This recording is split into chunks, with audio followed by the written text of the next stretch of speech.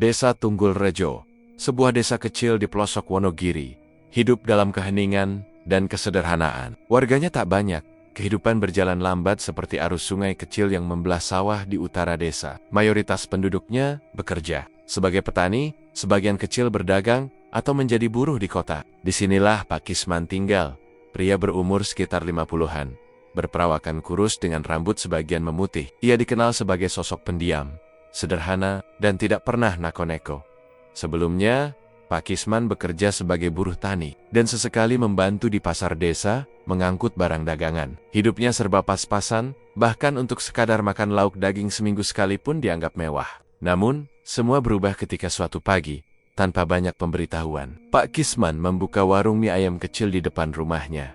Warung itu sederhana, hanya beratapkan seng dan berdinding bambu. Meja kayunya tampak sudah berumur, dan kursi-kursi plastiknya sebagian terlihat retak di pinggir. Namun, sejak hari pertama dibuka, aroma kaldunya yang harum menyebar ke seluruh penjuru gang, membuat siapapun yang lewat langsung menoleh. Ki, kau cium bau itu, wangi banget ya? Tanya Bu Minah, tetangga depan rumah Pak Kisman. Wah, iya, itu dari warung Pak Kisman tuh, katanya sekarang jualan mie ayam. Bu Minah pun mampir untuk mencoba semangkuk. Tak butuh waktu lama, sendok pertama membuat matanya membelalak gusti. Enak, rasa kaldunya dalam, mie-nya kenyal, ayamnya gurih banget. Kok bisa seenak ini? Dalam hitungan hari, kabar menyebar. Warga desa berdatangan. Dan tak lama, orang-orang dari desa tetangga mulai ikut meramaikan warung kecil itu. Bahkan terlihat beberapa mobil plat luar kota mulai terparkir di depan rumah Pak Kisman setiap sore. Tak ada yang tahu dari mana Pak Kisman belajar membuat mie ayam. Dulu ia bahkan tak pernah terlihat memasak, dan hidupnya cenderung menyendiri. Kini, ia sibuk melayani pelanggan. Dengan senyum ramah dan tatapan mata yang kadang terasa kosong, namun, siapa yang peduli soal itu, kalau mie ayamnya selezat itu? Pak Kisman, saya pesen 2 bungkus dibawa pulang ya, buat anak-anak, kata seorang pelanggan. Siap, Bu, tunggu sebentar ya, jawabnya pelan. Suaranya selalu rendah, dan tak pernah tergesa-gesa.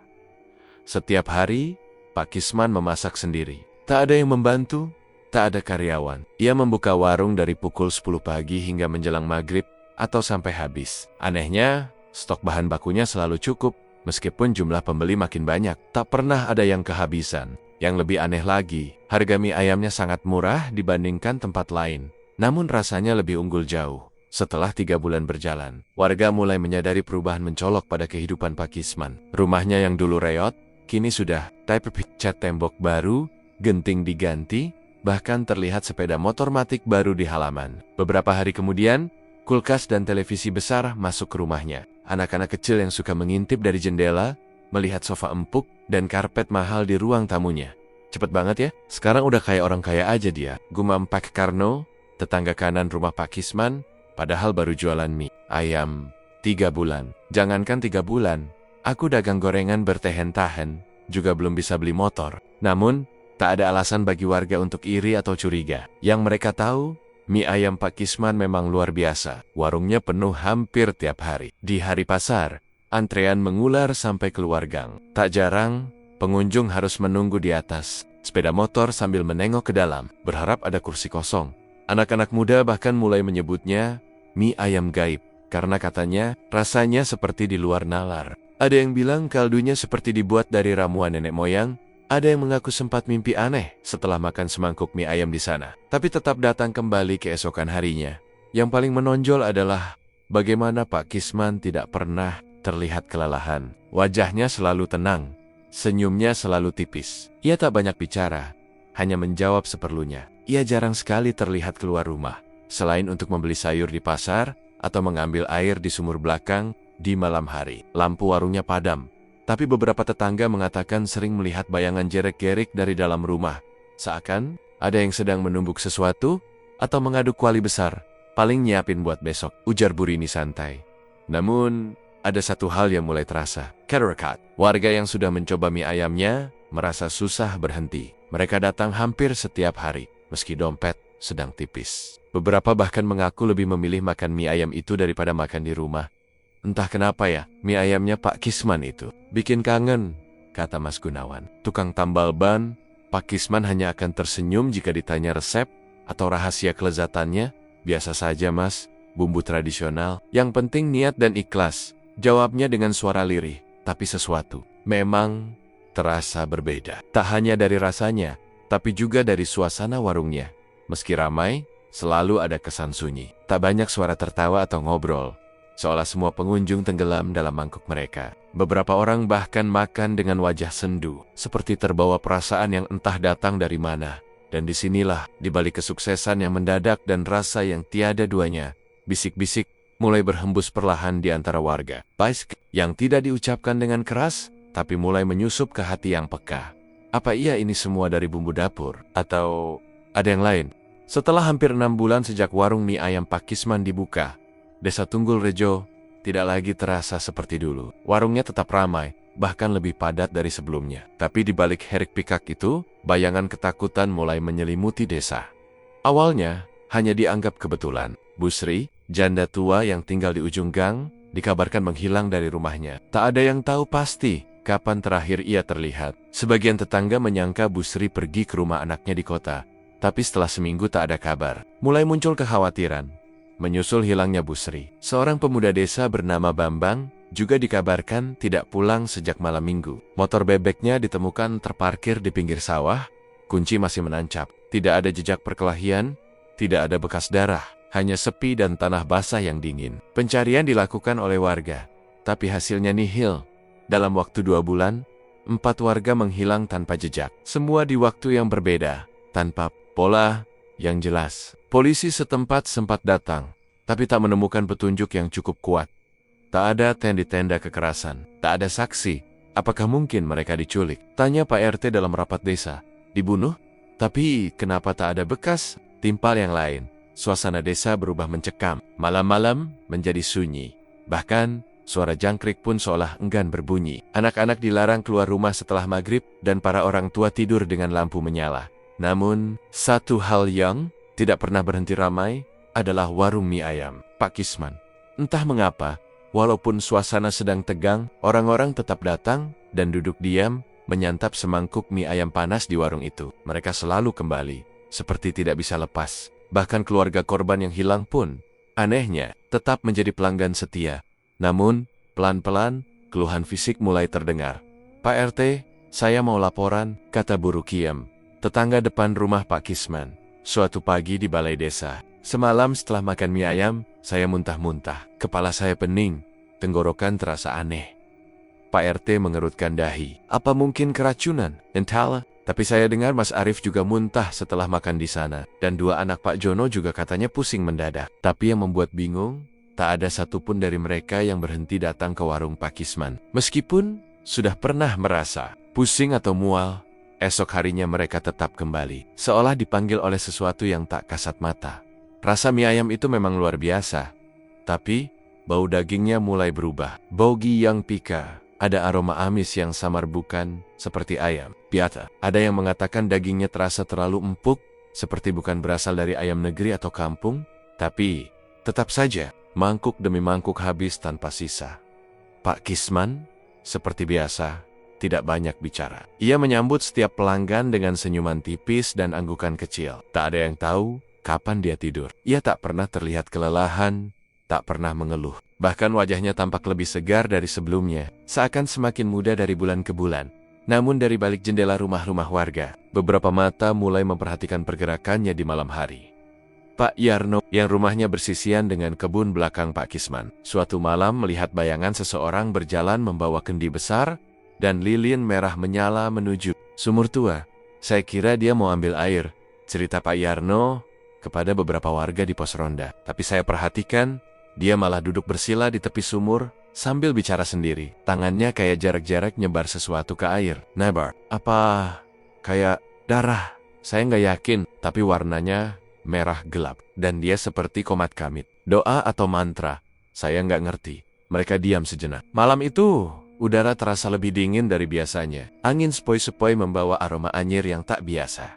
Beberapa malam kemudian, Bu Yati, istri Pak RT, mengaku mendengar suara tawa. Lirih dari halaman belakang rumahnya, tepat mengarah ke warung Pak Kisman. Tawanya aneh, pelan, tapi seperti bukan suara manusia.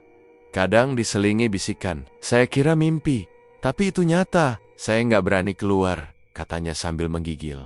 Sementara itu, aroma dari warung Pak Kisman semakin kuat, bahkan hingga radius puluhan meter. Tidak seperti dulu, kini baunya menusuk dan menggoda di saat yang tak masuk akal seperti pukul 3 dini hari. Ada warga yang mengaku mencium bau mie ayam saat lewat gang belakang tengah malam. Padahal warungnya sudah tutup.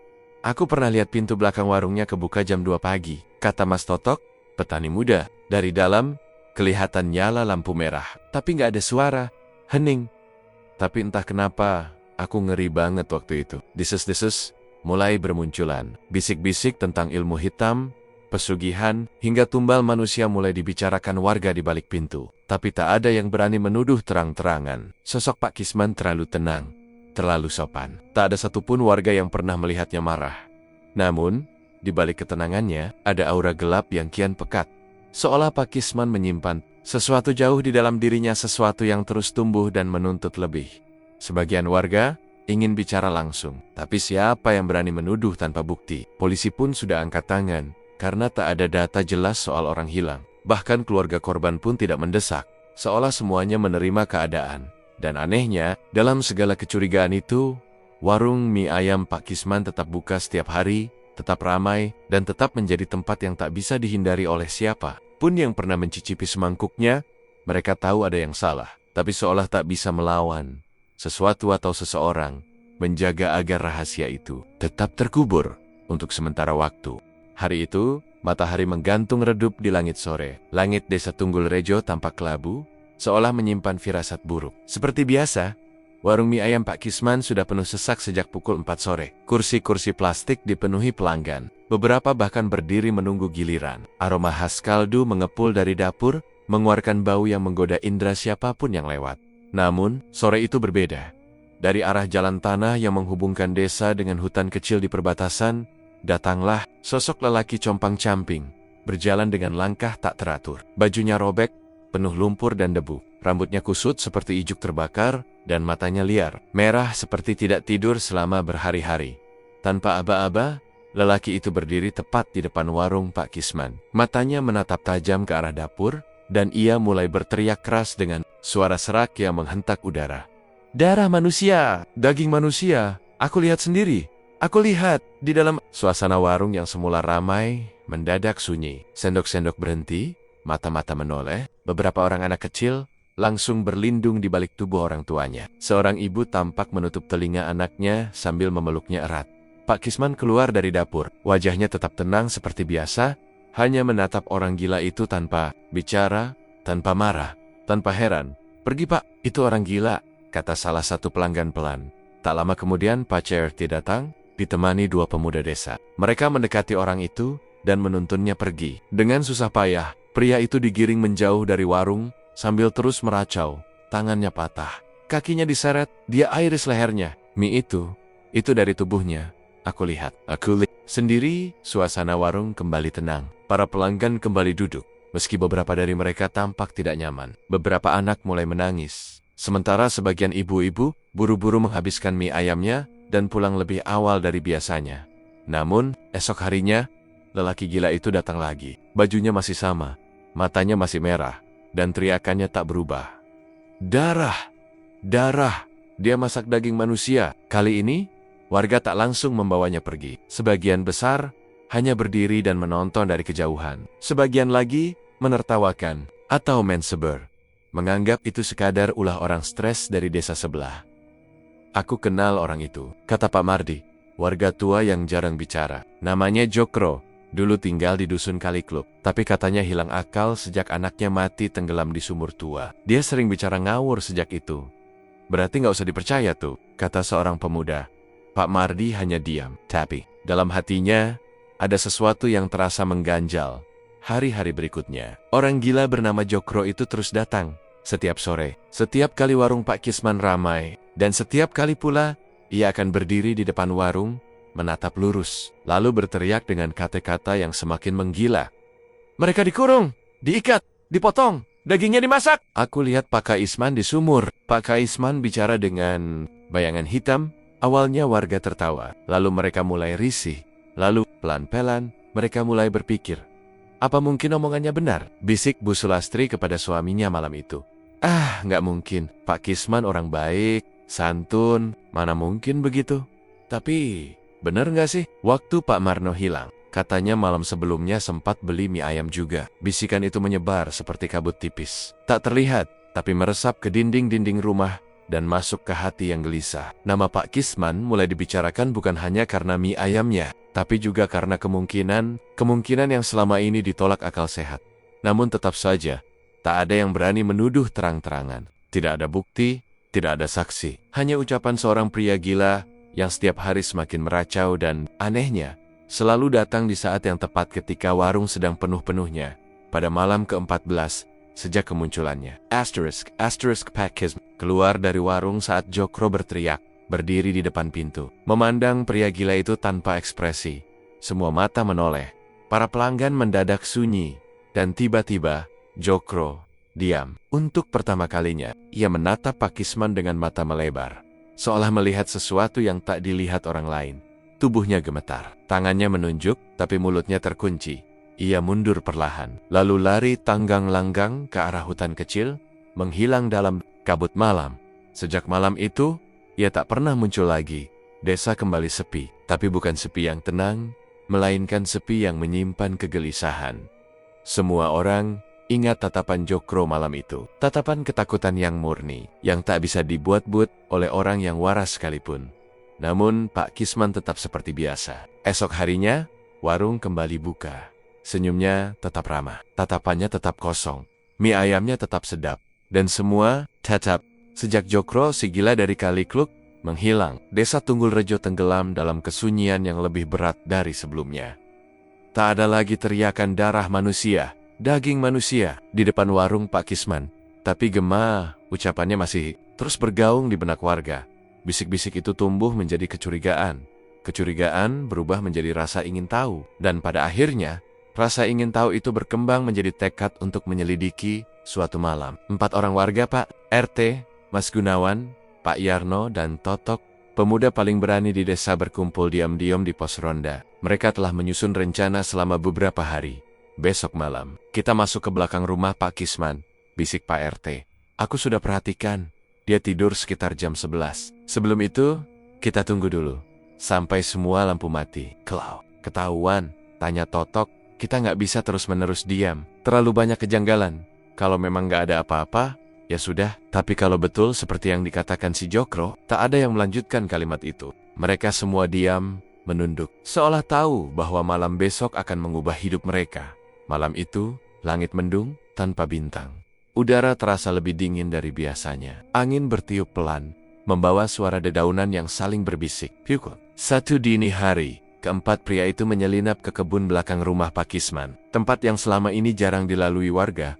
Totok membawa senter kecil. Mereka berjalan pelan, menjaga langkah agar tak menginjak ranting kering. Setelah melewati pagar bambu yang setengah lapuk, mereka tiba di balik dapur warung mie ayam Pak Kisman. Di situ, ada satu pintu kayu kecil yang nyaris tak terlihat, tertutup semak-semak dan seng bekas. Ini dia, bisik Mas Gunawan.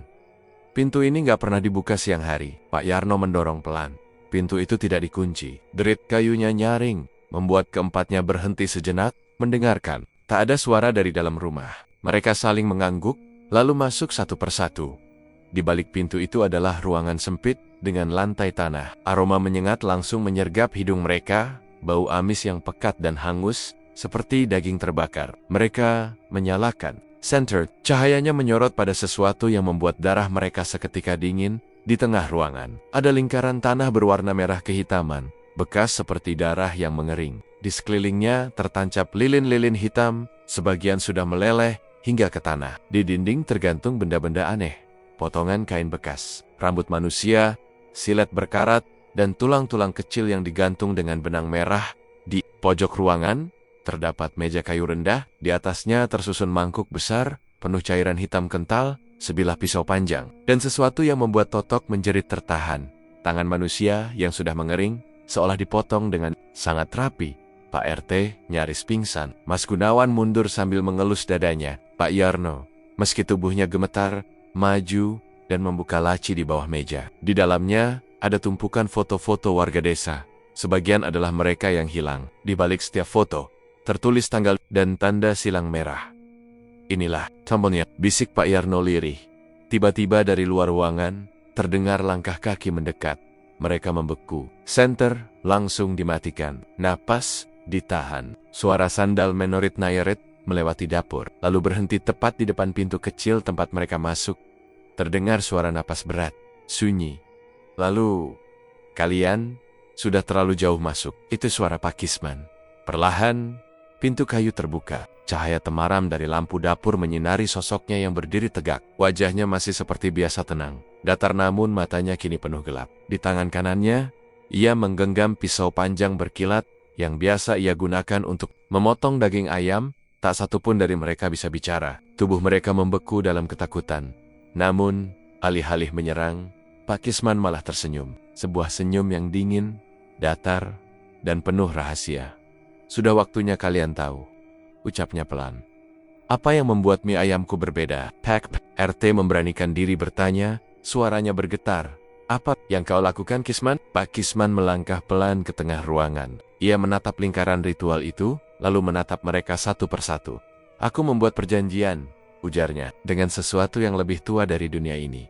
Aku diberi kemampuan, tapi sebagai gantinya, aku harus memberi daging segar, darah manusia. Totak. Menutup mulutnya, mual. Mas Gunawan mundur dan hampir tersandung. Aku tak pernah memaksa mereka, tapi mereka datang sendiri, mencari rasa, menjadi penggemar setia. Dan ketika waktunya tiba, mereka jadi bagian dari rasa itu sendiri. Gila, bisik Pak RT. Pak Kisman tertawa pelan. Aku hanya memilih bertahan di dunia yang menindas orang kecil sepertiku. Tapi, sekarang, semuanya sudah selesai. Mendadak, suara gaduh terdengar dari luar. Warga mulai berkumpul, karena Totok sempat mengirim pesan singkat ke grup pemuda desa sebelum mereka masuk. Puluhan orang datang, membawa obor dan bambu. Teriakan memanggil nama Pak Kisman menggema dari luar. Pak Kisman memejamkan mata sejenak, lalu menyerahkan pisau yang ia pegang. Ia menunduk tanpa perlawanan. Ambillah aku. Tapi rasa itu akan kalian rindukan. Pak Kisman dibawa ke balai desa malam itu juga, lalu diserahkan ke pihak berwajib. Polisi datang keesokan harinya, dan ruangan rahasia di belakang warung menjadi bukti paling mengerikan dari semua kecurigaan yang selama ini terpendam. Seluruh desa geger. Media lokal memberitakan kisah mengerikan itu. Warung mie ayam Pak Kisman ditutup dan disegel. Rumahnya dibiarkan kosong. Namun, satu hal yang aneh, banyak warga yang masih terbangun tengah malam, mendambakan semangkuk mie ayam hangat. Beberapa bahkan mengaku masih mencium aromanya, menguar dari bangunan kosong itu. Sejak penangkapan Pak Kisman, desa Tunggul Rejo berubah. Meski kelegaan sempat menyelimuti hati warga, perasaan itu tak bertahan lama. Ada yang tersisa bukan sekadar trauma, tapi jejak gaib yang tak bisa dijelaskan dengan logika. Warung mie ayam itu kini ditutup permanen. Polisi memasang garis kuning yang lusuh dan berkibar di tiup angin. Papan kayu bertuliskan, disegel, masih terpaku di pintu depan. Namun tak ada yang berani menyentuh, bahkan mencopotnya. Warga membiarkannya seperti itu, seolah menyadari bahwa bangunan itu kini bukan lagi sekadar warung, melainkan tempat terkutuk. Rumah Pak Kisman dibiarkan kosong. Rumput liar mulai tumbuh tinggi di halaman. Cat tembok mengelupas, jendela dipenuhi debu, dan sarang laba-laba. Namun yang paling menakutkan bukanlah penampakannya, melainkan apa yang masih terasa dari dalamnya. Beberapa warga yang lewat, terutama di malam hari, mengaku melihat sosok Pak Kisman berdiri di depan warung, mengenakan celemek hitam, dan tangan memegang sendok besar, seolah masih menyajikan mie ayam untuk pelanggan. Waktu itu aku pulang dari ronda, kata Pak Karno, suatu malam di pos jaga. Jam 2 lewat dikit. Lewat depan warung itu, aku lihat lampunya nyala. Padahal, listriknya udah lama dicabut. Di dalam, bayangannya bergerak, seperti sedang mengaduk kuali. Apa kau yakin? Tanya Totok, yang kini lebih sering diam sejak kejadian itu.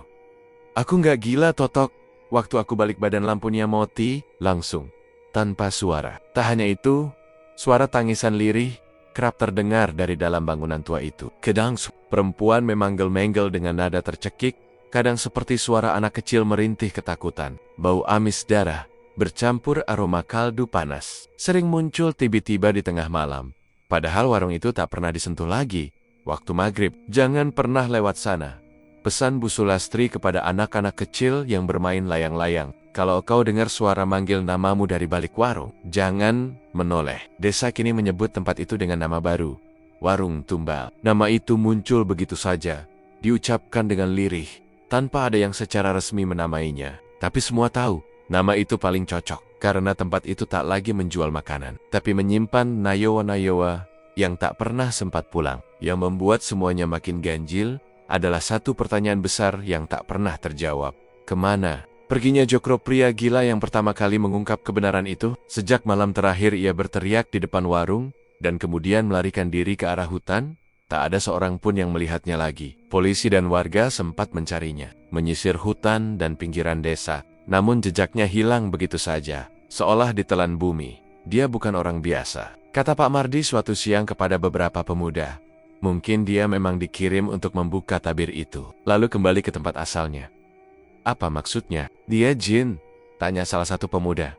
Pak Mardi tidak menjawab. Ia hanya menatap ke arah barat, ke arah dusun Kalikluk. Tempat Jokro pernah tinggal, tempat yang kini juga kosong dan tak terurus, karena penghuninya telah lama pindah. Waktu berlalu, minggu berganti bulan. Namun ketenangan tidak benar-benar kembali ke desa Tunggul Rejo. Sesekali, anak-anak muda yang penasaran nekat mendekati warung itu tengah malam, sekadar untuk uji nyali. Tapi semuanya pulang dalam keadaan berbeda, wajah pucat, mata merah, dan enggan bicara. Ada yang bermimpi buruk selama berhari-hari. Ada yang mengigau menyebut nama-nama warga yang telah hilang. Kita harusnya bakar saja bangunan itu, ujar Pak RT dalam rapat malam Jumat Legi. Tapi usulan itu ditolak. Takutnya malah tambah parah, kata Pak Lurah. Kalau benar ada perjanjian di situ, api bukan solusi. Bisa jadi malah membuka segel yang lebih dalam. Akhirnya, bangunan itu tetap dibiarkan seperti semula, terkunci oleh waktu dan ketakutan. Namun meski tertutup, pengaruhnya tidak benar-benar hilang. Beberapa warga yang dulu sering makan mie ayam, Pak Kisman mengaku masih sering merasakan keinginan kuat untuk mencicipinya lagi. Bahkan ada yang bermimpi duduk kembali di warung itu. Disambut Pak Kisman yang tersenyum di balik uap mie ayam yang mengepul, lalu berkata, rasanya masih sama kan? Dan ketika mereka terbangun, bau kaldu seolah masih melekat di udara kamar mereka. Totok yang sempat menyusup ke ruang ritual Pak Kisman kini menjadi pendiam. Ia memilih tinggal di luar desa, menumpang di rumah pamannya di Sukoharjo. Dalam satu kesempatan ia berkata kepada sahabatnya, ada sesuatu yang tertinggal di dalam situ. Bukan cuma darah, tapi roh yang belum selesai. Tak ada yang membantah, karena semua tahu, warung itu memang belum selesai dengan mereka. Di pojok desa Tunggul Rejo, bangunan kayu tua dengan papan disegel itu masih berdiri. Diterpa hujan, dimakan lumut, tapi tetap kokoh. Seolah menunggu, seolah siap dibuka lagi bila waktunya tiba, dan siapapun yang melewati jalan kecil itu tak akan berani menoleh langsung ke arahnya. Karena konon, jika kau menatap terlalu lama, kau akan melihat Pak Kisman sedang berdiri di balik jendela, menatap balik dengan senyum yang sama.